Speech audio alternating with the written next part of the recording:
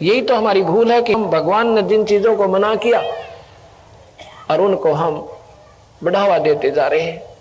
भगवान ने मूर्ति पूजा बंद की और मंदिर नहीं बनवाए। हमें मंदिर की आवश्यकता नहीं, ये हमारा मंदिर है जो शरीर के अंदर बना हुआ है। एक भक्तजन कहने लगा कि आप मूर्ति को प्रणाम करते हो और कहते हो मूर्ति की पूजा मत करो, आप स्वयं मूर्ति पूजक हो।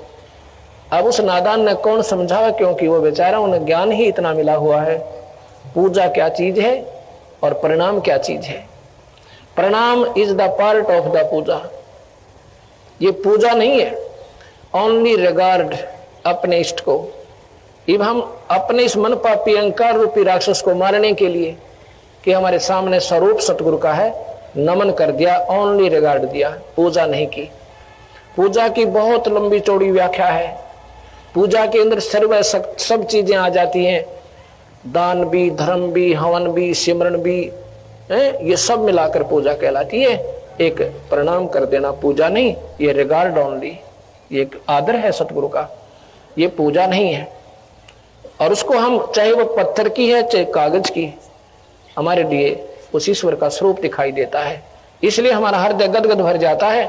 सतगुरु ने केवल इस बात पर आश्रित कर देना हो जाना कि ये भगवान शिव की मूर्ति है, ये भगवान है, इस पर पूजा करो, इस पर पानी चढ़ाओ, पतासे चढ़ाओ, फूल चढ़ा दो और ये मूर्ति भोग लगावेगी। नहीं, उस मूर्ति का बनाना, उस भगवान के गुणों को याद दिलाना।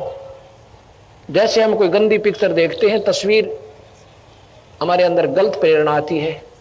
हम किसी ऋषि की देखते हैं तस्वीर, आत्मा भगवान की तरफ आकर्षित होती है। ये मीडिया है, ये सेंटिमेंटल है। परमात्मा की स्वरूप, परमात्मा की स्वरूप देखते उसके गुणों का याद आता है, लेकिन उस मूर्ति में वो गुण नहीं है, इसलिए इसको अपूज्य भी बताया है।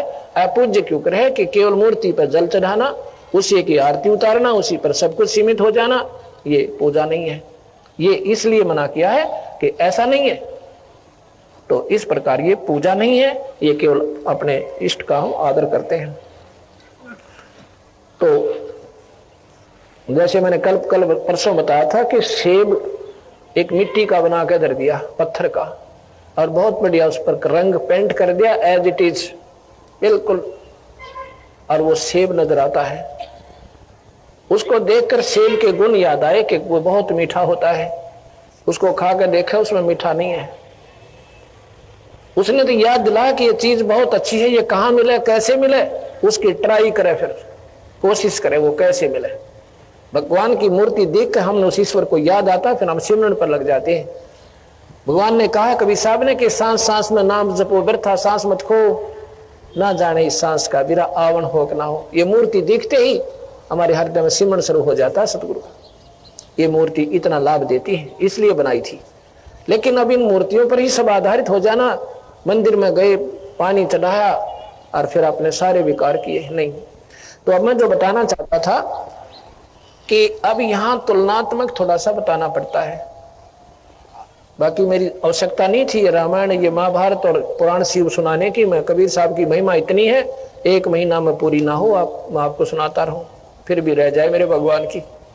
ये सातवां बताना इसलिए आवश्यक होगा क्योंकि जब तक कंपेरेटिव नहीं चलेंगे हमने, अब 2 दुकान होंगी बराबर में, तभी तो नकली और असली का हमें ज्ञान होगा।